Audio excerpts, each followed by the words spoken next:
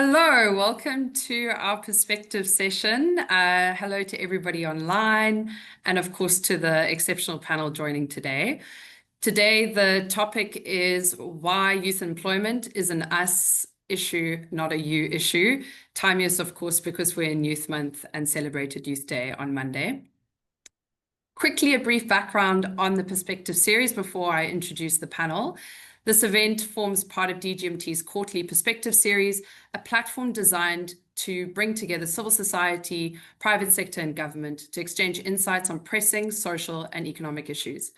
At DGMT, we believe in collaboration and innovation to challenge entrenched patterns, structures, and power dynamics that perpetuate inequality in South Africa. By facilitating bold, solutions-driven conversations, we aim to disrupt these cycles and drive meaningful change. Our discussion today explores current opportunities and challenges to address youth employment specifically in South Africa. The aim is to provide space to consider different perspectives on how we build practices that enable sustained work and decent work and economic mobility for young people in South Africa.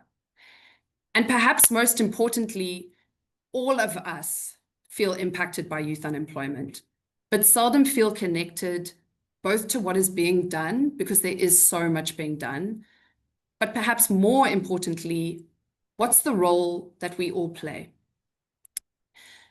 So why this conversation is important is the youth unemployment crisis continues to deepen. I don't need to share the statistics about that.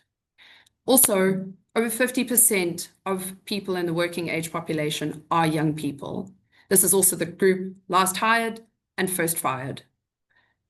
And this conversation is really about building a sense of visibility.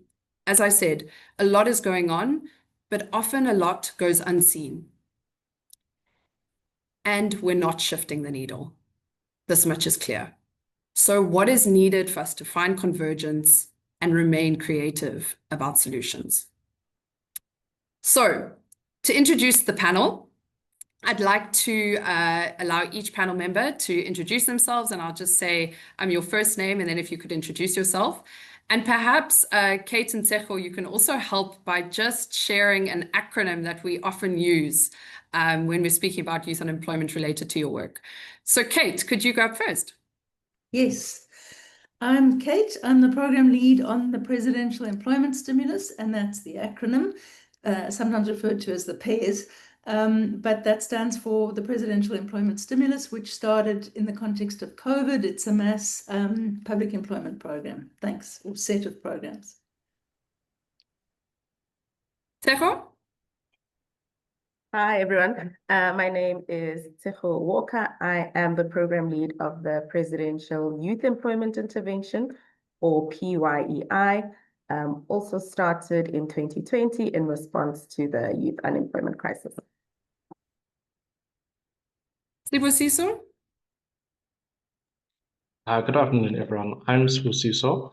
I'm a director in the Economic Policy Division of the National Treasury. Nice to see everyone. And Carl. Morning, everyone. I'm Carl Hendricks, Community Facilitator with Youth Capital. Youth Capital is a youth-led advocacy looking at how we can decrease unemployment in South Africa. And an acronym that is usually used in our field of work is NEET, not in education, employment, and training. Thank you. Thanks so much, Carl. All right, let's get straight into it. So I think in a country grappling with persistently high youth unemployment, we've built up a wealth of experience in developing policies and programs aimed at promoting young people's economic and social inclusion. Because it's not just about economic inclusion, it's about social inclusion. Are we well? But as I mentioned, and as we all know, the crisis is deepening and we're not shifting the needle. So in this context, we really are requiring a whole of society effort. And I'm so excited to hear as we go on today, for you to all share in the chat, please, any questions or the things that you're facing as you also contribute to solving for youth unemployment. And so this whole of society effort is a mix of public, formal, and informal employment, including self-enterprise. So to jump into the discussion, Tshego, at the beginning of this year, I was in a meeting where you boldly stated that the PYEI has set a goal of reducing youth unemployment by 10 to 20 percentage points by 2030. Can you say more about this target and perhaps what it's going to take to get us there? Sure. Bridget, I think it would be useful to just give you a very brief overview of the Presidential Youth Employment Intervention and the journey that we've traveled before getting into your question. So as I mentioned, it was launched by the President in 2020 in response to the youth unemployment crisis. Our objective really is to transition young people successfully from learning into earning. So specifically targeting the NEET cohort. There are three really overarching things that we do in the PYEI. First, attempting to coordinate a very fragmented youth support ecosystem. Secondly, to catalyze innovation in the departments that we work with. And third, to accelerate delivery in those departments using the accountability mechanisms of the President. And so in the first 5 years of implementation, we really laid the institutional foundation. We piloted programs and learned critical lessons around institutionalization and scale. And we had many successes, including the establishment of a national network, an outcomes fund that's currently being piloted, and in particular, unlocking opportunities for the most excluded young people.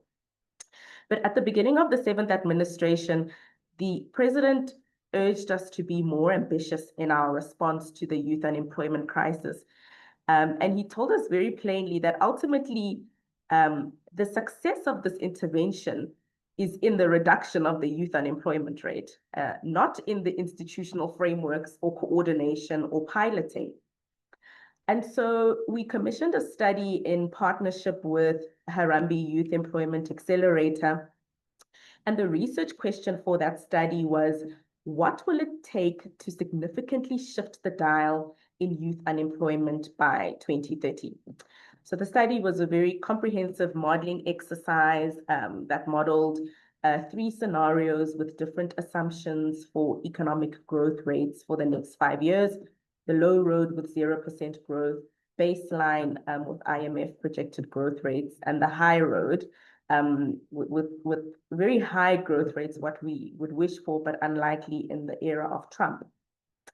And so in consulting with the underlying assumptions, we decided to back the scenario with IMF projected growth rates and the implementation of 4 levers to reduce youth unemployment by between 10 to 20 percentage points by 2030. And every time I say this, it scares me because it means we're making a commitment to this. But I want to speak very quickly about the 4 levers, and I'll try to be brief. The first lever is inclusive hiring. So we define inclusive hiring as shifting hiring patterns in public and private organizations so that all new entry-level jobs that are added to the economy go to young people. And the reason that this is a lever is that as part of that research, a key insight was that in 4, as an example, in 4 sectors with high concentrations of entry-level jobs that should be going to young people, all new added jobs are actually going to those who are over the age of 35. So for example, in finance and business trade sector, there have been a total of 400,000 jobs that have been added to the economy since 2008. Of those, only 75,000 have gone to young people. So it's around, the realignment of incentive and shifting hiring patterns so that all new added jobs that are entry level go to young people without displacing those who are, in jobs. The second lever is around growth sectors. And these are sectors that we've defined as sectors with the potential to employ young people at scale, but they're sectors that have specific barriers to growth. But if these barriers are resolved or addressed through some sort of coordinated action, they can create between 50 and 100,000 jobs over a 5-year period. Just getting a WhatsApp call on my laptop, excuse me. So those 5 sectors, we've recently concluded a study refreshing our understanding and quantification of demand across sectors, and we've selected 5 sectors. The first is business services, which is already global business services, which is already one of the few sectors with net youth job growth since 2008. The sector has the potential to create between 50 and 100,000 jobs annually with the right demand aggregation, employer incentive, and inclusive hiring reforms. The second sector is tourism. This is a labor-intensive sector, rich in entry-level roles, particularly for young women and for young people without formal qualifications. This sector, to unlock growth requires the revitalization of both international arrivals and domestic tourism, improving local infrastructure, and really focusing on crime in tourism hotspots. The third sector is ECD, and this is a really exciting one for me because it is a major employer of women and has the potential to employ women in rural areas, which are, traditionally harder areas to target from an employment perspective. The Department of Basic Education has recently released their strategy to ensure universal early learning by 2030. And in order to enable that, an additional 200,000 ECD practitioners are required. And so that's a sector that we will be really focusing on supporting. And then the last 2 sectors are the green economy with a focus on renewable energy, recycling, and sustainable agriculture. And then the digital sector, both as a standalone industry and as an enabler across other industries. And a recent study, in fact, with employers that we have done is that found that currently there are 44,000 entry-level digital jobs that are immediately available in really high quality jobs. So that's on growth sectors, the second lever. The third lever is on supporting SMMEs and sustainable self-employment in the informal economy. The reality is that the formal economy just isn't going to create the number of jobs required to absorb the large numbers of young people that enter the economy every year. And I mean, Kate will speak to that. Even if we treble our economic growth, we just cannot absorb the numbers of young people. And then the other reality of our labor market is that despite the utterings of a certain CEO in the last week, our informal economy is comparatively smaller than other countries on the same growth trajectory and other countries on the continent. And it does present an opportunity to pathway young people into sustainable earning, but we do need to make sure that we support the informal sector so that the earnings are less precarious and so that the livelihoods are sustainable. And finally, the fourth lever is on public employment. I've actually been in a conversation now where we shared some data that said, for every 1 percentage point growth in GDP, between 115,000 and 130,000 jobs are created. So for every 1 percentage point. But public employment in 2023-2024 created 860,000 opportunities. And it really underscores the importance of public employment as part of an integrated strategy for youth employment. So what do we need to make it happen? We need whole of government coordination in partnership, with the Department of Employment and Labor, National Treasury. We need to partner with business to drive job creation in the private sector. We need the entire ecosystem of actors getting behind this plan, and we need to act with speed and agility. I've said a lot, but I hope I've answered your question. Thanks, Tshego. I think it would have been hard to have the conversation, though, without you setting the context of what the key levers identified are. There's quite a lot of interest in the chat around this report that you mentioned. And is it already available, or when will it be available? This is the report on how to shift the dial? What will shift the dial? Yes. The report Yeah, these various different, and particularly around the demand sectors. Yes, both reports are available, and we'd be happy to share them after this webinar.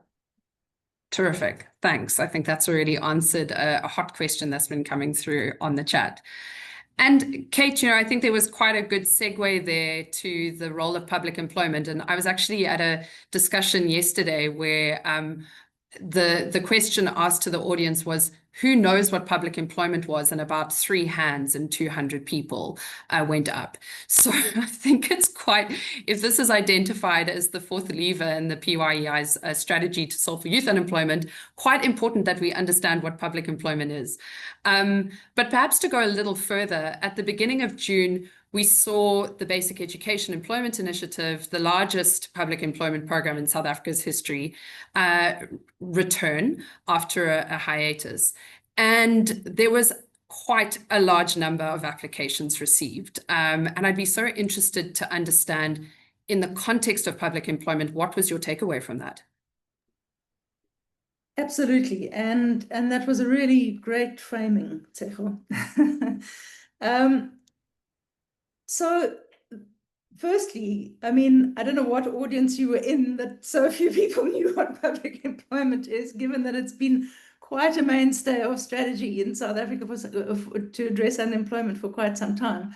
But for anybody with any doubts, I mean, essentially, public employment can take many different forms, but it's socially supported employment that is not market reliant or market dependent. And so when markets are unable to create jobs at the scale of social need, many societies have stepped in with mechanisms and instruments to create employment that creates real social value in the process, but that doesn't rely on markets. And we are kind of a poster child for that situation, in the sense that, our economy currently absorbs only 10% of those people actively looking for work each year. So we have a massive gap, and that is grounds for a social crisis. And so as a society, we have to develop instruments that can unlock the value of that labor. But to get to your question and the Basic Education Employment Initiative, we are thrilled that it's back. We had a 1-year hiatus. It is the largest youth employment program in South Africa's history. This phase employs just over 200,000 young people in over 20,000 schools all across the country. And I think a feature of it is that every community has a school. And so with this program, every community has youth jobs. Its spatial equity is remarkable. And the jobs are seen as aspirational by young people, jobs working in schools. And I'm glad to see Carl nodding. But the thing is that working in schools has status. It has respect in the community. It's seen as a real form of service. It gives people a sense of self-respect and identity, and it has paid reasonably as well. So, in that context, remarkably, for those 200,000 jobs, we had 1.9 million applications on the SA Youth platform. From every single municipality in the country. And what's interesting about that as well, your 3 people who had heard of public employment, what is clear is that even though we haven't had a huge amount of media publicity for this program, what is very clear from that is that everybody knows about this program at community level. Young people know about it. You don't get 1.9 million applications in 3 weeks. That was the window. Literally in every municipality. People know the program, and they have been celebrating that it's come back. But I think a key lesson, youth are hungry to work. They are aspiring to work. I have to say, we don't need to incentivize people to look for work. That is not our problem. Incentives for work search, to me, seem like slightly cynical, in the sense we're incentivizing people to look for jobs we know don't exist. And so, we need to look at what can we do to assist and support people in that context of incredibly low labor market demand. So I'll stop there. Thanks so much, Kate. And there are a few other nuggets there that actually I think primed quite well, Sibusiso, for coming to you. I think we've heard about low economic growth. We've heard about both from Tshego and Kate about this idea of looking for the jobs that don't exist. How is National Treasury thinking about how are we providing these pathways, and what is National Treasury getting behind?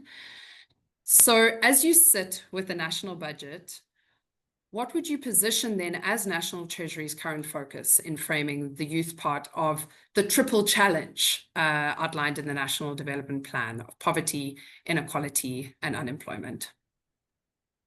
Thanks, Bridget, and good afternoon to everyone on the panel again and to everyone online. I think one of the things I want to start off by saying is that we have a clear understanding about the fact that we need to stimulate employment, and the drive to stimulate employment, particularly for identified groups such as the youth, that receives priority attention from government. And government in this broader sense, so I'm the macroeconomist, so I'm going to speak to scale.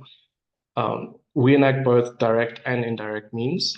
The direct means we have touched on very briefly by the interventions of colleagues before me. They're spearheaded by public employment programs, which try and directly stimulate labor demand. And this is, of course, spearheaded by the likes of the EPWP. So nearly 4 million or so work opportunities were created in the last phase of the program. That was phase 4, ending in March 2023. We, as government, and very specifically as the Public Works Department, have launched phase 5 of that program, which is set to stretch between 2024 and 2029. And their target is for 5 million job opportunities. In this regard, the latest budget, all versions of them, have issued nearly 2 billion rand towards this effort. And I think that's one of the big programs, but there are other programs as well. When you think about the likes of the Jobs Fund, since its inception in 2021, they've created just over 320,000 jobs and internships.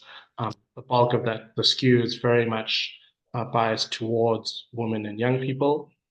Another program that's obviously very much focused on young people, as Dr. Phillip has introduced, is around the Presidential Youth Employment Initiative. I won't speak too much on that. I think the initiators of the program have more detail there, but just to emphasize again on a macro level, that 1.8 million young people being placed in job opportunities is a significant outcome. The fact that 2/3 of them are women, the fact that over 80% of them are youth, very much focused on youth, that benefit from these earning opportunities, albeit temporary. That's an important thing to note on a macro scale. Finally, just on the indirect side, and trying to speak to incentives and influence that Tshego had indicated a little bit earlier, touched on. We do also have the ETI, and this tax credit that's began in 2014 essentially incentivizes businesses to hire young entry-level wage workers by offering them a direct tax offset on their salaries. So the fact that that ETI is available over a 2-year duration is also trying to incentivize and embody some of that, the skills and sort of the barriers to first-time entry that a lot of young people are facing.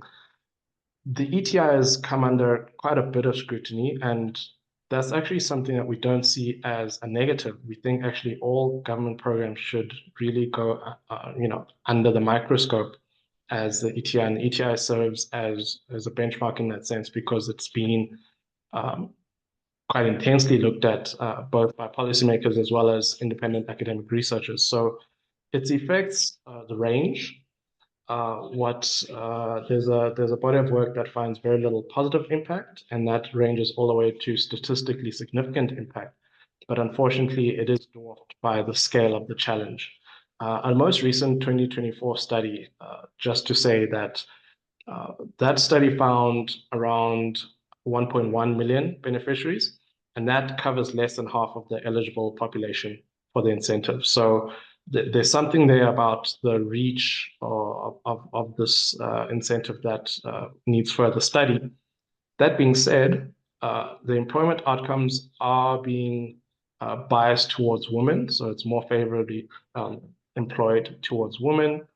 What we're finding as well is that there's not displacement of older workers. That was one of the main concerns when this program was introduced. There has been an increase in earnings, albeit that's a disproportionate one. It's not level across the board. And one of the things that this latest study did find as well, and a forthcoming study as well will find, is that there has been an extension in the job duration of the target group. So young people are in their jobs a little bit longer. And this has a direct impact of this incentive. And I think that's something that we need to think about as well. What are the barriers to entry that young people are facing and how we can intervene accordingly? And I think these programs are really trying to focus on that. Thanks. Sibusiso, I wonder if it wouldn't be helpful. I mean, you've just spent quite a bit of time chatting about the ETI, but those who aren't familiar with the ETI, perhaps you can just, it's an incentive, but where does it come from and how do people access it?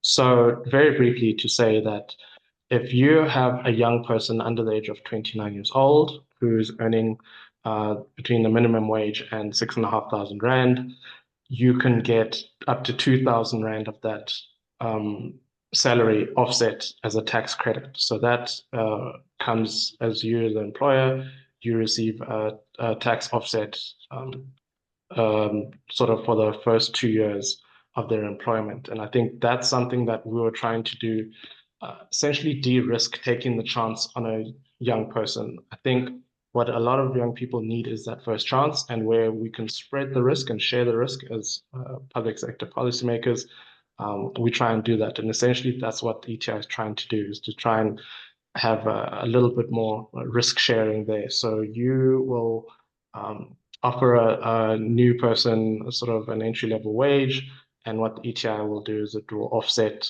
that wage by at maximum a third. And I think that's something that we found too, while there has been an admirable take-up, there's an opportunity for it to be taken up more, and especially within smaller businesses where you would see that that impact of having that extra person would be just that much more impactful in a small business. And I think that's something that we need to think about going forward in the program. Thanks. And I think specifically de-risking small and medium enterprises who perhaps need the help, but do need the safeguard of being able to rely on something like the ETI. Thanks. There's so much that we could delve into already there, but I'm really keen to just at least start with hearing from everybody on the panel. And Carl, as a young person, hearing all of the sort of work that's happening at the structural level and perhaps at the more macro level, you're based in Grabo in the Western Cape, a semi-rural community. And I wonder what you've seen as the impact of any of these structural interventions, but perhaps specifically thinking about public employment impacts that you've seen in your community. Once again, good afternoon, everyone. Specifically with the basic employment education, the education initiative, I've really seen, and I can echo what Dr. Philip has said on the morale of young people being lifted. It's almost like they get a newfound confidence. And what I've seen as a result of that, they pursue further education that obviously contribute to their employability. And even I think after the first run of this initiative, there was 26,000 people employed across the country into public schools, and I see this at a local level happening as well, where oftentimes these the teaching assistants or the general school assistants, they build good relationships with the schools, and the school oftentimes takes the initiative to say, hey, you did a great job, come back. And that starts to contribute to, I think, meaningful work experience that at the end of the day, they can use as a pathway to usher out of maybe the sector and into other employment opportunities. On the other hand of that, with the presidential employment stimulus, I can say that I'm on a beneficiary side of things. through the program that I did with Sunshine Cinema, where I see it wasn't just a program of they taking us through or employing us for a 10-month period and then leaving us. It was more so of looking at equipping us with certifications that can obviously make those employment pathways more accessible. But then they took it a step further, and I think this is where I have a bit of a question mark with the initiatives is what happens post this for those who don't get the opportunities. And what they have done is, so they've established what they internally call the agency, but it's the Impact Facilitation Network. So as part of the course, they train 20 participants to become impact facilitators. This course it's housed by UCT's Film and Media Department. So already having that partnership brings a bit more credibility, making that pathway more accessible. But now, post the program, you become actually part of a network that is continually engaged as impact facilitators. So what Sunshine Cinema does is they go to private sector and they go to other international partners and say, hey, we have this network, hire for a good cause and hire from this network. So what means there's a continuous flow of opportunities to that network. Yeah, so that's been my experience with impact of these initiatives. Thanks, Carl. I mean, I think one of the things you're speaking to that's so critical is this idea of design of the program. So if it is a short-term work opportunity, as both Tshego and Kate alluded to, what is being embedded in the program that does support what that exit looks like? And so are all public employment programs the same?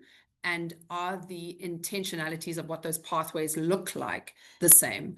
And so perhaps, Sibusiso, one additional piece that I wondered around the National Treasury planning is you spoke about the need to stimulate employment. You also spoke about the incentives. And I wondered about the role of the social grant system in the framing of how to support young people's retained economic inclusion.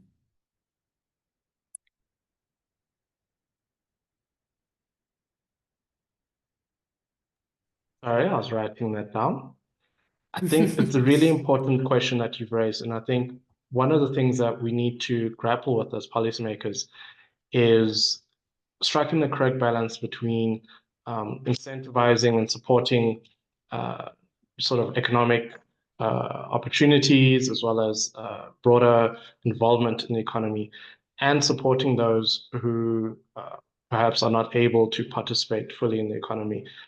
The safety net, I think, is a really important concept, and it's something that's been raised more and more in the wake of events such as the COVID-19 pandemic, where we really have a lot more scrutiny and a lot more focus in governments across the world about how do we best support those who fall out of the labor market.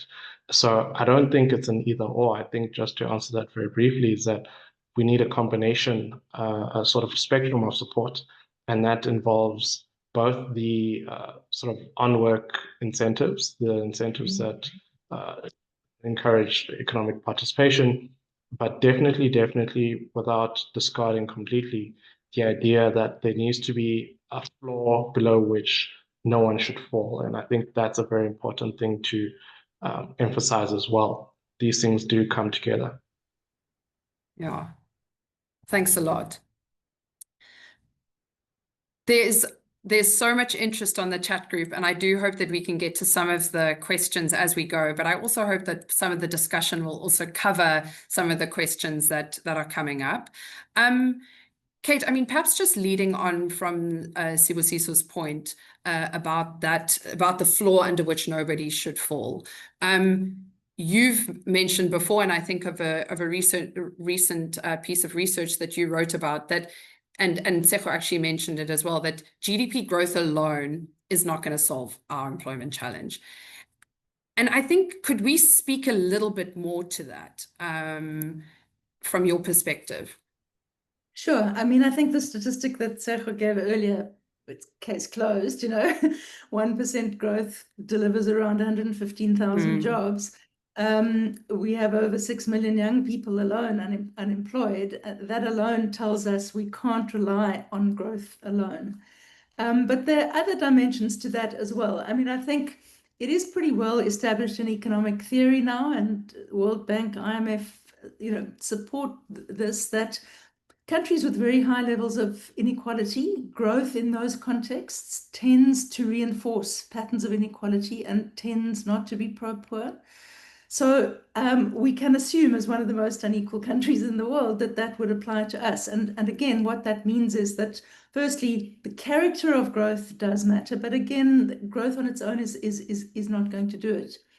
I think GDP also doesn't measure a whole lot of forms of value in society that are crucial to social and economic functioning. So things like care, things like ecological services, things like all kinds of interventions that are crucial to society are not measured as part of GDP. And I think it goes to one of our slogans, which is there's no shortage of work to be done to make South Africa a better place. So even though we have this incredibly high level of unemployment, you just have to look around you to see that there is work to be done. So if markets can't right now, for all kinds of reasons, can't unlock the scale of jobs that society needs, it's not about what the economy needs, it's what people need. As a society, people need the opportunity to participate economically, to contribute economically, to be self-supportive, to support households, communities, and so on. And right now, if you think about all the unutilized labor in our society, it's the most incredible resource. Development is built on labor.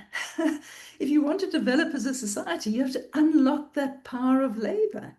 And right now, labor is a wasted and wasting asset, because labor that you don't use today, you can't use tomorrow. So what are the instruments that we need to have to unlock that social value of labor as a crucial part of our, not just our growth strategy, but our development strategy? And so, those are all the dimensions of why, yes, of course, we want to see better, more inclusive growth. All the instruments and mechanisms that are trying to unlock that, all strength to them, but it's not going to be enough. We need to look at these other dimensions as well.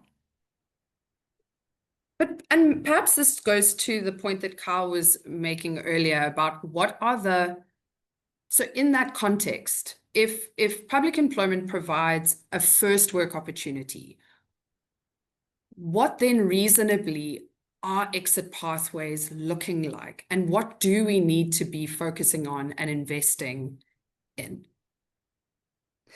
So Carl put his finger on the big issue for public employment programs right now. I think we have pretty much nailed creating meaningful work at scale. We can do it. We've shown that it can be done. Sometimes, public employment isn't always fabulous. We've seen awful, horrible public employment programs also. So, the point is design matters, intentionality matters, that the work must be meaningful and create real social value. But an assumption in public employment for a long time, and not just in South Africa, has been that it is a transitioning strategy, that you have an experience in public employment that helps you get a foot in the door to jobs, to formal jobs. And even in South Africa, I think an expectation, both in public policy, but also amongst unemployed people, is that is the function of public employment, that if you don't get a proper job after your public employment work experience, then the program has failed. Unfortunately, public employment programs can't unilaterally fix the economic framework. And what we're confronted with is, okay, so if people are not going to transition into other jobs, what other support needs to be provided? And so a big focus, I think Sunshine Cinema is a great example where they have embedded this follow-on support. And that's what we need to see in more programs. For the first time in the schools program, there is an allocation of a budget to support exit strategies. It's the first time we've had that intentionality around that next step. And the recognition So also in a program like the Social Employment Fund, that's different. It's a part-time program that lasts longer. People work for 2 days a week, but part of the thinking in that design is that those 2 days a week provide people with support scaffolding on which they can layer other economic forms of participation, take early risk because they've got the security of 2 days a week. And we're seeing really interesting and good results in that regard. So we have to get better at using the work experience in public employment programs to equip people for self-initiated economic activity when they leave. So that is the big next challenge. Sure. And the inherent challenge in that, right? This idea of we're not trying to just shift responsibility to young people to solve for their own unemployment challenge. But we do have to think about beyond where there are not enough jobs. And I mean, Tshego, it's so good to hear where you are looking at those sunrise sectors and growth sectors. But it is this interchange of the whole ecosystem working together, where both we are needing to grow what jobs exist, but we are also having to look at what self-enterprise opportunities look like. Not easy, and quite a tough reality to face for young people. I wonder though, Carl, we were speaking as we were leading up to this panel, and I thought that you had such a great example of, for example, in your personal experience, an entrepreneurship training program that you went through. And I think what really struck me about it was what the elements are when we're talking about self-enterprise that get it right. Could you speak a little bit more to that program that you experienced? Yes, so the program that I did was called the Biggest Deal Program, and it was done by the local economic development unit at the Theewaterskloof municipality.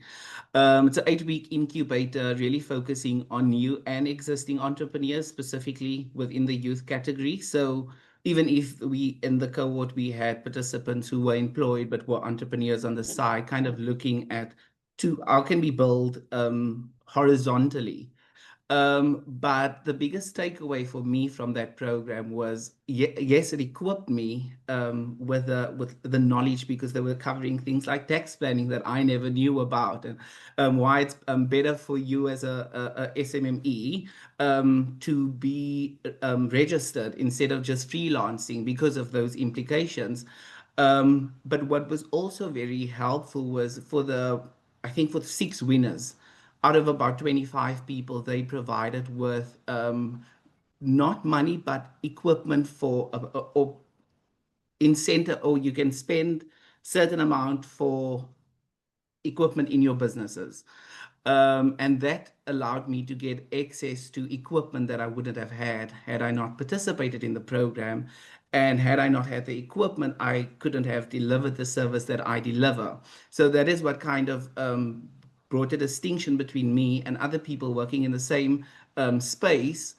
But then on the other hand was, and this is my chat post the program, is yes, we have this, a requirement is to be registered on the municipal database so that we can get access to the opportunities that they have at local government level. But then it's still not advocated for us entrepreneurs who are part of that network to access those opportunities. And you'll still have your bigger companies coming from Cape Town or coming outside of the municipal region to render a service that we can do. And we've done a form of training to be able to do that. So I think if we can get that support from or at a local government level, because to enable us to scale our businesses, I think that would be very helpful. I think it's maybe just worth mentioning what your what equipment and what the particular business that you were putting forward is, just because I think there has been quite a lot of interest on the chat group around the creative sector. So I have a company called Kyrie Media, and I do all sorts of creative endeavors, everything from social media marketing, which is kind of where the main source is, but everything to photography in videography, and mainly focus on the social sector, because that's also where my background is.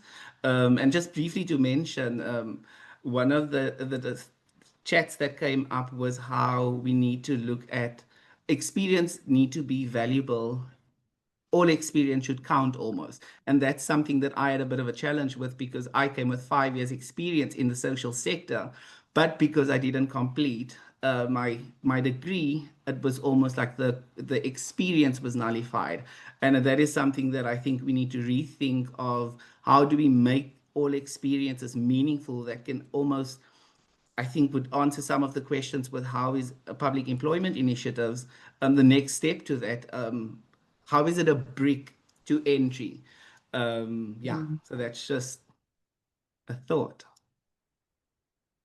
Thanks, Carl. I mean, you really set me up there, which was the question that I wanted to send your way, Tshego, because such a key element that perhaps we haven't spoken about is the skills sector. And when we think about work, we know that young people who have access to work are 6 times more employable. But when we talk about income, we also want to be talking about decent income and sustained income. And this is where the skills sector plays such a critical role. What are you learning about in the PYEI about both the skills sector and perhaps specifically when you were talking about these demand sectors, the role of business? Sure. So in my reference to and in my response to your question, Bridget, I'm going to speak in particular about the post-secondary education and training system, and not basic education. And really there we're looking at the sector education training authorities, the National Skills Fund, TVET colleges, and the community education colleges. And I think you've alluded to it actually in your question. That skills training is critical. I mean, no one's debating that. It's important. But it's important to be clear about what types of skills training are important, right? So as a country, we invest billions in skills training annually. That just isn't valuable to young people, isn't translating to work, isn't translating to meaningful livelihood strategies. And just to give you a sense of the numbers, the SETAs, the 21 SETAs and the National Skills Fund collectively have an annual budget of 27 billion rands. That is incredible. That's an incredible amount of resource, right? This money is spent on learnerships, on apprenticeships, on skills programs, and on bursaries within each SETA specific industry. This is related to the SETAs. And there's been a significant investment in resources, in the infrastructure, and in quality assurance systems. But we know that the throughput rates are low. We know that placement rates are even lower, and we know that the quality of training varies across programs.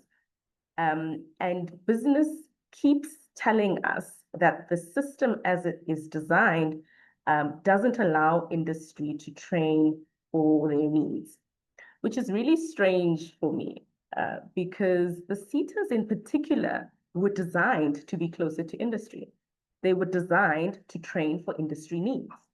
And there are a number of reasons why this isn't the case. The SETAs will complain that industry isn't submitting their workplace skills plans. But another big reason for this is the accreditation framework in South Africa and the onerous accreditation framework, and the extent to which the framework is inflexible or allows for the training of in-demand skills. And I'll give you an example, right? So in the digital sector, I mentioned earlier, there are 40,000 current junior level vacancies. These are entry-level ICT professionals. So think your business analyst, your software developer, your data analyst. 40,000 vacancies. The QCTO tells us that all training that is funded by government needs to be accredited, right? But the pace and the rate of change in the sector, and then the pace of accrediting a qualification just don't speak to each other. By the time you accredit a qualification a year later, that qualification is outdated, right? And so we're sitting with a situation where there are roles, vacancies, currently, but we cannot access SETA funding to train for business needs and place young people in those roles. So that's a huge challenge. The tourism sector is another example. Tourism will tell you we train for 2 weeks. We're not gonna train for a year or 6 months or whatever it is. We need young people in 2 weeks, and we can get them into roles. So really, the focus of our work, now is around doing 2 things. One, helping the SETAs through the current system be a little bit more responsive. So in the new SETA grant regulations, we've pushed for a greater allocation of funding, or a greater percentage of the funding to be to non-accredited in-demand training. That's the first thing we've done. And then the second thing we've done is launch our outcomes fund that is really paying for results. It's called Jobs Boost. And for this fund, the National Skills Fund is actually the outcomes fund. We are paying training providers only once they place a young person in a sustainable and quality job. This is our pilot, and we are looking to scale up next year. And in actual fact, we've engaged the SETAs, we need to engage NSF. The Minister of Higher Education is really keen for us to reorient a lot more of the funding, this 27 billion rand that's available in the skilling sector, towards in-demand digital skills training. That's so helpful to hear that very sort of practical example, and also to hear that we are looking at how do we make the SETAs more functional in unlocking work. And I was just thinking to the point, Carl, that you made, it is this intersection of work and skills, and how do these things play together, which ultimately improve not just economic inclusion, but sustained economic inclusion. So thanks very, very much for that, Tshego. Sibusiso, I was just wondering, as you were sort of listening to that, what, perhaps from your perspective, you are seeing, or perhaps where the skill sector is playing in terms of your own thinking about, when you were talking about these various big areas, where the skill sector plays into National Treasury's planning. Thanks, Bridget. I think, no, it's very important. It's crucial. And I think I don't want to belabor the points raised by my colleague Tshego, but it's really important that, one, there is a closer relationship between the skills demanded by the markets and those that are sort of supplied into the labor market. Tshego touched on that very well about the relevance of the skills. I think that's very important. I do want to say again, well, I want to reiterate the point that was made earlier around the quantum of spending versus the quality of spending. We spend on the broader education section around 5-6% of our GDP, which is higher than a lot of countries who have better comparative international outcomes with regards to education. So what is important, almost we want to say as important, if not more, at this current juncture, given the fiscally constrained environment that we're in, is the quality of spending, the bang for buck that we get on our rands and cents is that much more impactful. And I think focusing on the outcomes, I think a word that has come up quite a lot in this conversation thus far is around outcomes. That's very encouraging, because that's something that we are placing increasing emphasis on, not just as National Treasury, but as government, around what outcomes are we looking to have, and trying to measure and trying to really put those under scrutiny and under the microscope. Thanks for underlining that, Sibusiso. I think particularly when we think about the skills space, and particularly given the huge amount of investment taking place, it is thinking about how is skilling bringing young people closer to work. And that's both the work that exists, but then also is able to be dynamic about the work that is coming. So how do we respond to the economy we have, but also the economy that we are building and being part of building? I wonder, Tshego, since joining the PYEI, what you've seen, or if you've seen any shift or change in strategy, specifically about, and I think this keeps coming up in the discussion, the need for this ecosystem to find alignment, to find connection. I suppose I'm leading a bit because I'm hopeful that there's that we're finding more convergence, but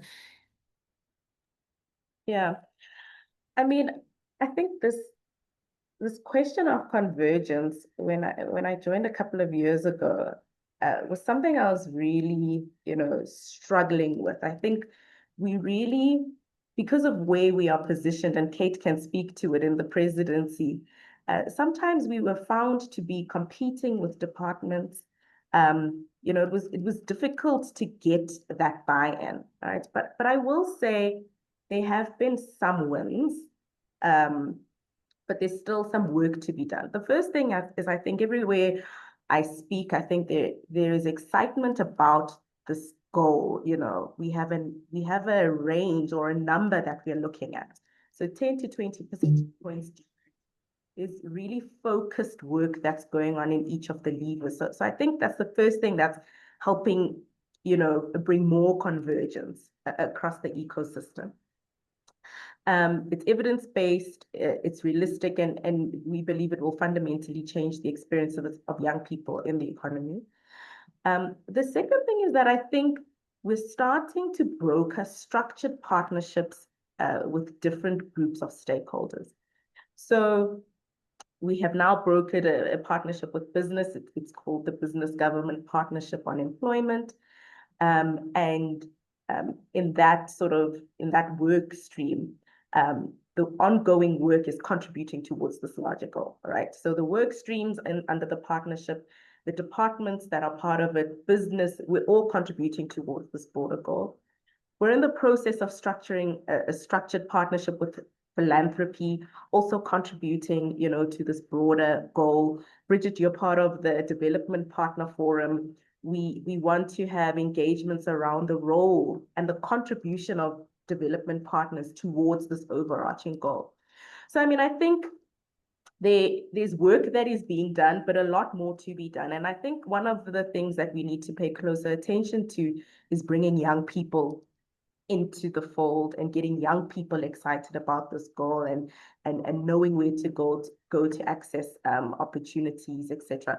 So convergence is hard work. But I think we're slowly getting there. And I mean, even within Kate and myself, we're converging in a way that we previously haven't. yeah, I think thanks for that. It is hard work, and it is also about setting a framework or an enabling environment that then allows, I mean, to Kate's earlier point, if you've got 22,000 schools across the country, it's about creating that community level, hyper local activity that responds to local community needs, particularly where we are sitting with job deserts in certain parts of the country, but that it is de-risked. It becomes a little easier. Those pathways become a little bit clearer, because it is going to take the whole system. There was a huge amount of chat happening as we were talking about the skills and the CETAs and the challenges being faced in accreditation, and there was a groundswell level of chat there. And so I think just acknowledging where there are these challenges, but also hearing that work is being done, that hopefully unlocks things in the broader framework that then does allow, where we know that there's, I mean, Kate, you spoke about it earlier, there is energy, there's a high level of agency. How does that just feel a little bit easier? Kate, maybe to speak to that, so Tshego spoke about the business engagement that's been set up through the presidency. But you are really a true advocate of the partnership of state and civil society in public employment, and most present perhaps in the Social Employment Fund and National Youth Service. Why is that? So not just about business and government, but why is it so important to bring civil society alongside? Well, I think particularly when you're dealing with what we call social employment, particularly when you're dealing with work that's contributing to the common good, obviously the public sector has a huge role to play, but there's a whole universe of organizations and people in the wider society doing incredible work. I mean, in every community you go into, there are people organized trying to address local challenges, whether it's combating gender-based violence or dealing with dirty water or dealing with environmental issues or supporting informal settlements to GPS locate their shacks so that they can access services. I mean, there's so many initiatives in the wider society that it just makes sense to harness that capability and energy. And also, I think it's very important that public employment is about non-market-based employment, and the public sector can't do it all. In our context, with the depth of our challenges, including unemployment, it just makes complete sense to harness goodwill and capacity and capability wherever you can find it. So, in that sense, it's a no-brainer. And that's very much what, some programs, so some, like the schools program is a classic public employment program in the sense that it's implemented through the public sector, through the Department of Basic Education and provincial education departments. Social employment is a different model where it uses non-state organization as the implementing partners. But essentially, it's all part of corralling a whole of society approach to addressing the challenge and using the energy and capabilities that we can find where we can find them to get to scale. Thinking in the chat, Jackie Ball from the Year Beyond program said that they find that, I think she said 45% of young people are more active in their communities as a result of the program. I mean, what would you respond to as the impact of that? I think that we have to recognize that, we're a society.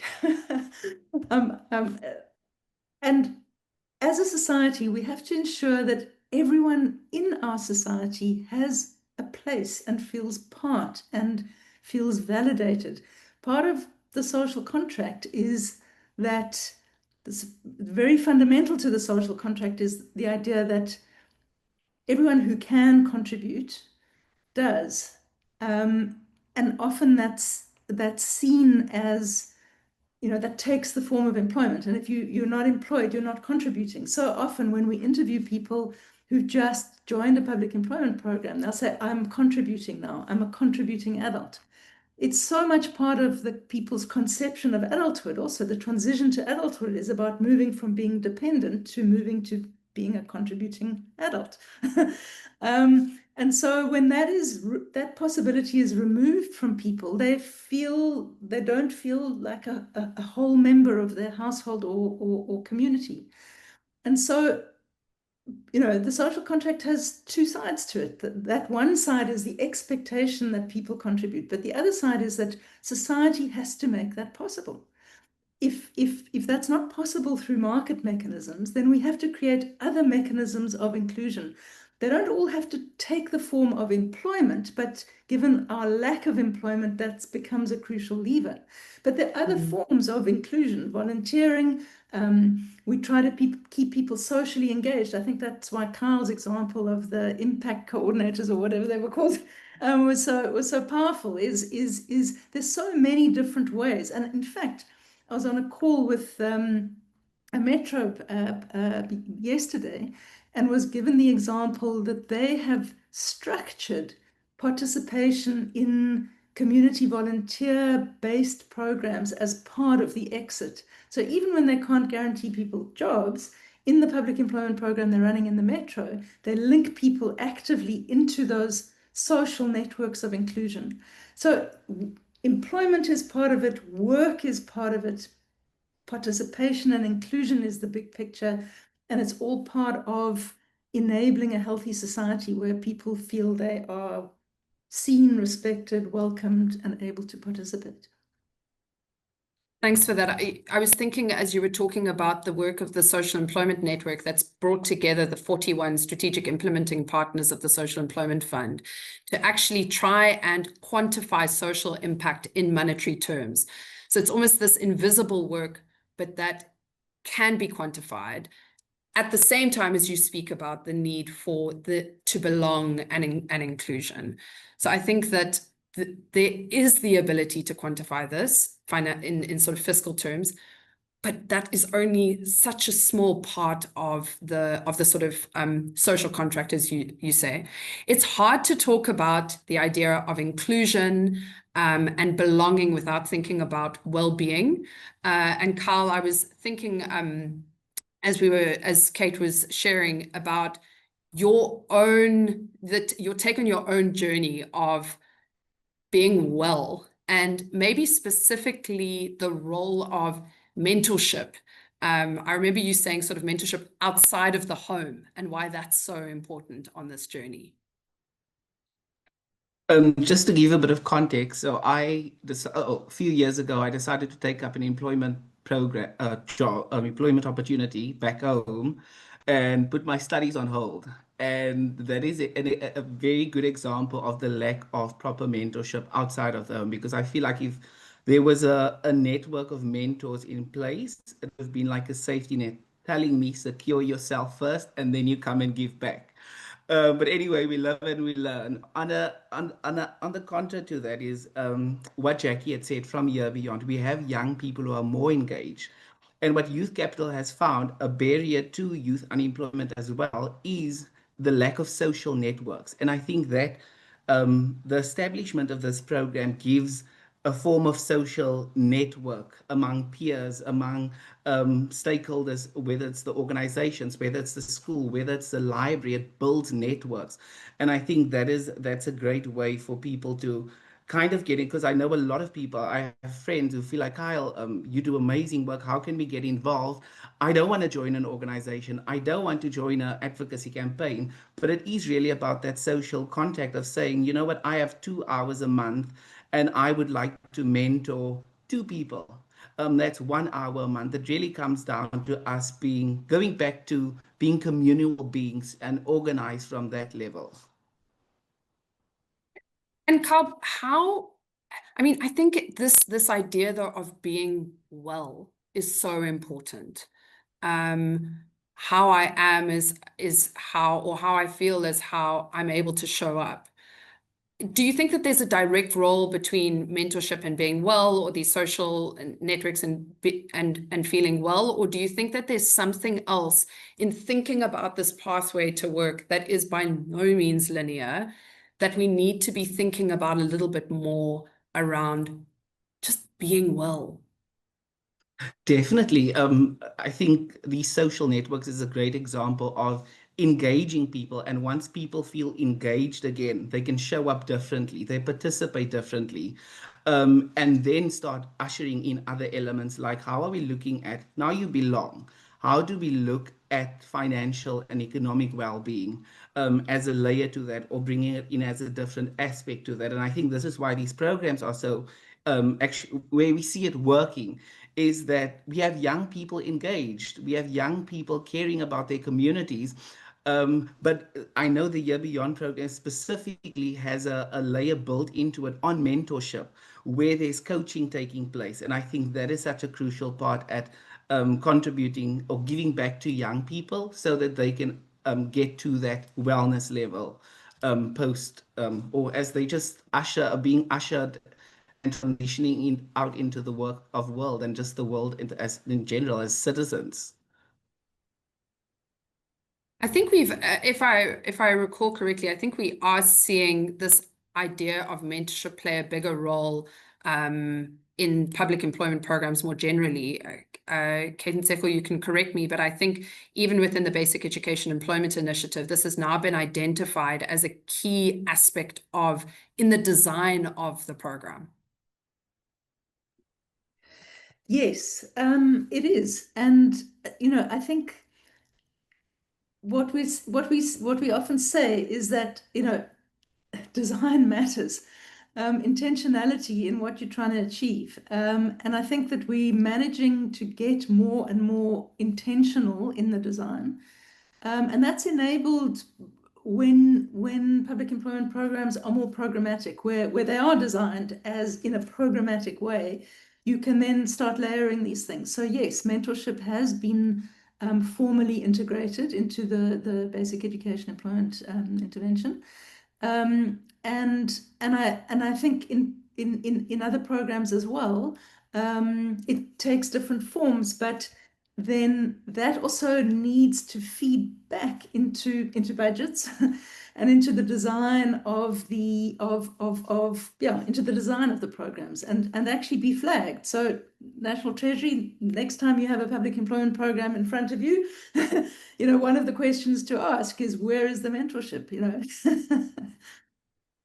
Yeah, because, you know, I think of the stat of 42% of young people in South Africa living in a household without a working adult. And if the drive is what are these exit pathways, then who's the guide? Who is providing that access to what that next step might even look like? So if there is this national level of creating a more enabling framework, who's that guide by the side walking through the inevitable life's challenges as you sort of navigate that next step? Sibusiso, I wonder from your side, one of the things that we've seen is the sort of public participation role in the budget. And we've been seeing a little bit more of that from the work that we've been involved in. But I wonder, do you have a clearer directive or sense of what does participation look like, and what is the kind of participation that National Treasury is finding the most helpful when you are facing such a large number of things that need to be done and a constrained fiscus? What's the kind of public participation that is perhaps the most helpful? Thanks, Bridget. So I think one of the things that the last most recent budget has provided are quite crucial lessons on the extent of the consultative process and where it has perhaps previously been sidelined or taken for granted. That's no longer the case, especially in this new configuration of government. Public participation has been no more apparent than in the last budget process. I think that's an example for everyone to see and to also recognize that this is something that we've definitely taken on as a department as a shift in the way of doing things. And what's important from our side, and this is something that I was looking up in the run-up to this session, is just around the role of young people and how they inform sort of the work of our department. And I was pleasantly surprised that I didn't think that our department was ancient by any stretch of the imagination, but you know, young people are a crucial makeup of the staff complement at the National Treasury. So we're about 1,000 or so permanent staff. Over a third of them are people 39 years and under. In the economic policy division that I work in, over 70% of the team is 39 and under. And speaking from personal experience, the new recruits in the economic policy division are almost immediately participating in really crucial aspects of the division's work, no less so in drafting the budget documents, for example. You really get into the thick of things very early on. More broadly, almost half of these younger staff are actually employed in middle and senior management. And this contributes not just to work outputs, but to the direction of the work as well. And one of the things that a school of thought at Harvard at the moment talks about is how economies progress up the value chain, is this idea of know-how, this idea of not just knowledge, but a way of doing things, and how that's contributed to the development of lots of sort of advancements in society. And one of the things that brings in new know-how is new people. New people come in and they bring their ideas and they bring a different perspective and a new way of doing things. And in a lot of senses, that becomes a better way of doing things. In our case, I had a look at this because it's something that interested me. Youth are also quite well represented in our staff pipeline. So over the past 5 years, on average, every year, National Treasury has taken on between 55 and 60 interns every year consistently. More than 2/3 of the interns are either currently doing their internship, either finalizing it, or have been absorbed into the department. We have over 300 interns that have been absorbed into National Treasury over the last decade and a half.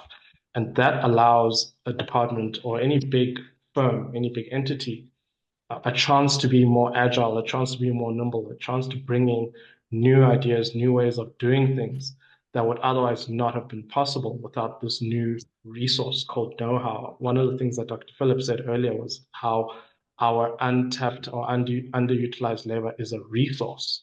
And I think as young people, they know that. And I think it's time that perhaps more importantly, policymakers and wider society really recognize and really reckon with that this is a resource that is being underutilized. And it's up to us to really try and unlock some of those barriers and really try and walk with people. As you had rightly put, Bridget, who's going to be the person that walks this journey with them? And I think that's something that we need to focus on more broadly as policymakers. Sure, that's actually such an interesting, I think we don't think about when we think about youth participation, like how is National Treasury or any of our government departments, in fact, representative of young people in the way they are structuring their teams?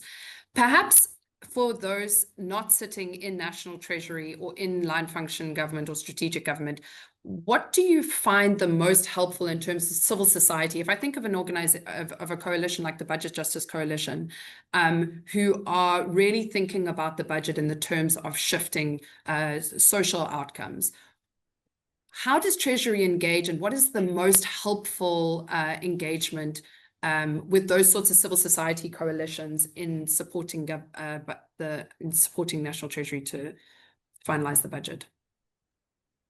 So in this process of putting together a budget, one of the things that a lot of time is spent on, and rightfully so, is not just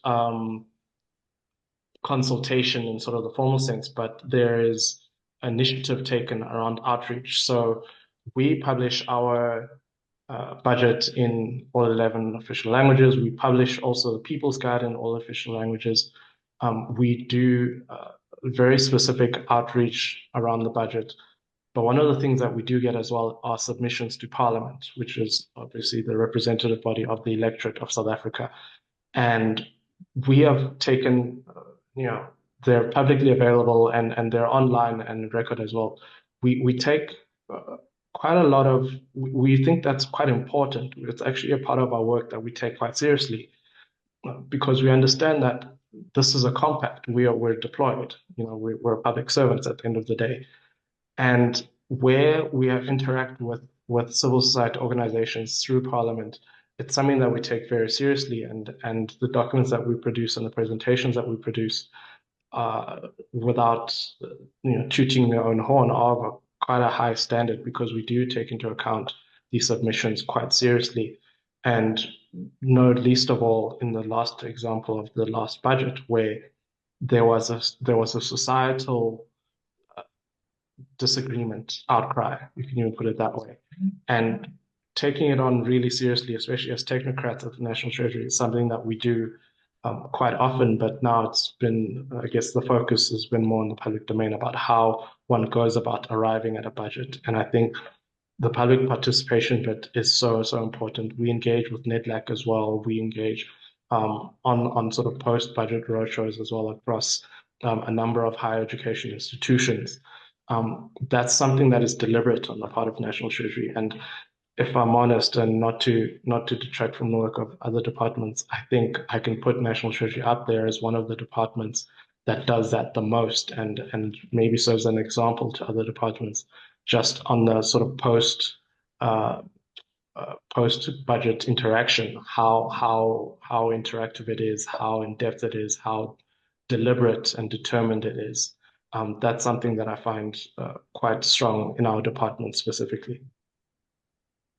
Well, I think what's a really great takeaway there is that if you do make those submissions and you do participate, that National Treasury is up for listening. And I think that's a good sign of a participatory process.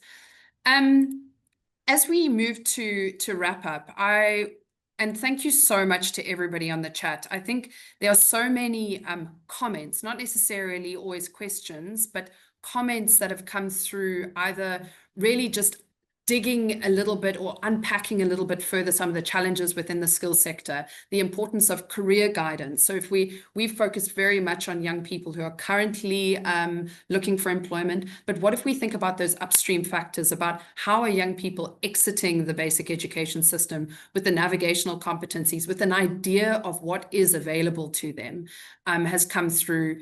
There've been a huge amount of engagement around this idea of being well, and what is the role of attitude and in being able to access work.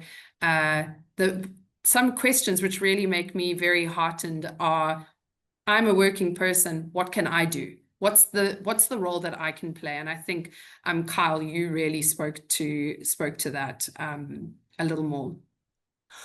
What I would love to end off with the panel is if you could each share a bold idea, wish, or insight. You're doing this work every day. A bold wish, insight, or idea. Whoever feels moved. Kate, you are unmuted. The global call for I'm ready to speak online. Actually, it was just on. I was looking for the unmute. But that's fine. I mean, I do think that really coming to terms and recognizing that work and participation in work, and I'm using work rather than employment intentionally, that participation in work matters too much to both people and to the society, and indeed also to the economy, to leave to markets alone. And if we take that on board, then it has real implications for the instruments that we design. So that would be mine. Thanks, Kate. And maybe, I mean, one of the things that came up in the chat, and I think we have spoken a little bit too, is how are we thinking about access to work and this inclusion in every community across the country? So it's one thing to be able to focus on our urban centers where the challenges are bad enough. But what about young people sitting in the outlying areas and rural areas? And how do we reach them? I think that's a Kyle. segue to what my wish is. That would really be during the COVID-19, the organization that I work with did a lot of relief work, and we coordinated this relief with about 18 NGOs. Post that, all of those NGOs kind of went back to struggling. Because number one, we see organizations at a grassroots level, not because they don't have the track record or the experience, but because they don't have they're non-compliant, because they don't have the right degrees and they don't have the right, all of these barriers. So they don't get access to funding. So if we can see a lot more support from government, maybe to these grassroots organizations to help capacitate them, number one, and then support them to get to the point where they can roll out these with these social funds to employ and house young people, because I think that's there's a big opportunity, because like we saw, there was 1.9 people applying to get into the BEEI. There was only place for 200,000. So there's never going to be a lack of young people needing an opportunity. So why not use them to become agents in our communities that will drive the change? Thank you. Yeah, 1.9 million young people applying for 200,000 work opportunities. Absolutely no lack of agency and energy to apply for work when it's available. Go for it, Sibusiso. Maybe I can come in right on that point very briefly to talk about this idea of agency and energy. So one of the things that I've grappled with personally in my work is around skills, and this idea that we can train or skill up specifically for self-employment, for entrepreneurship. And one of the things that is becoming more apparent in the work, and both in our work but in this panel here, is that there's something there already. There's an entrepreneurship culture or reservoir that's there already. it's not necessarily just in more sophisticated areas in sort of the venture capital of the world in our financial services sector, which there are many examples there of innovation, global leading innovation, but just in sectors across, we've mentioned tourism in this discussion, in food, in consumer goods and merchandising. Something I say quite often in more social settings is that you know what game is on or who's playing or what match is happening from people at the streetlights, because they already have the sort of consumer goods that are relevant for that sporting event, that weekend, across sport, across teams, local, international. There is an agility there that's already there, and this idea again of a resource, of a reservoir that's there, it's there. Tailors will tailor, cooks will cook, entrepreneurs will run businesses, and it's, I guess, up to us in the policymaking space to best either support them or not impede them in that way. I think that's something that I just wanted to mention. Thanks. And if I could just come out for young people, I think, Carl, you spoke about before, if I get the training, if I get the opportunity, if I'm working in something that I love, how do you then put me on, how do you choose me? So if there is opportunity for a contract, how do I get selected? And so how are we also putting young people first for those opportunities? Tshego. I have an enviable job of giving the final insight and a lot of pressure for it to be a great one. But we're looking for bold. I have to say, we have to double down on this issue, right? We cannot tire.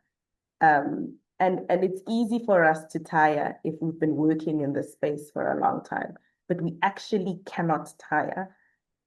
We also can't get wrapped up in government bureaucracy in trying to solve this challenge. The problem is complex and there's no silver bullet. But for us, there's a commitment to really pull all four levers with a lot of energy to really start to shift the dial. And then the last thing I wanted to say, and I think somebody has said it in this conversation, is around how we speak about young people. I think that matters so much, right? And my wish is for us to stop speaking about, youth are so unemployed and we need to help them and we need to, enable them, but actually start speaking about young people as talent and as investments in our country, right? And knowing that if we invest in young people, there is a return on that investment. And there's been case studies in some of the sectors that we've worked in that shows you hire young people, what that means for your bottom line. We're investing in young people and not helping or enabling or, these poor young people that we need to push, no, that's not what we're doing. We're investing. Thanks so much. And with 1 minute to go, I just want to thank the panel. It's been a terrific discussion. Thank you so much. And of course, to everybody who's joined us online. It doesn't help if we're just talking to each other. The chat that's been online as well is really where a lot of this content and a lot of the people on the front line doing this work. So thank you to the panel. Thank you to the audience. And what we'll do is we'll share some resources on the DGMT LinkedIn page after this about some of the papers that were discussed and some of the research, and wishing you all well for the rest of Youth Month. Really looking forward to seeing what we all do individually and collectively to really consider the us in solving for youth unemployment. Thank you.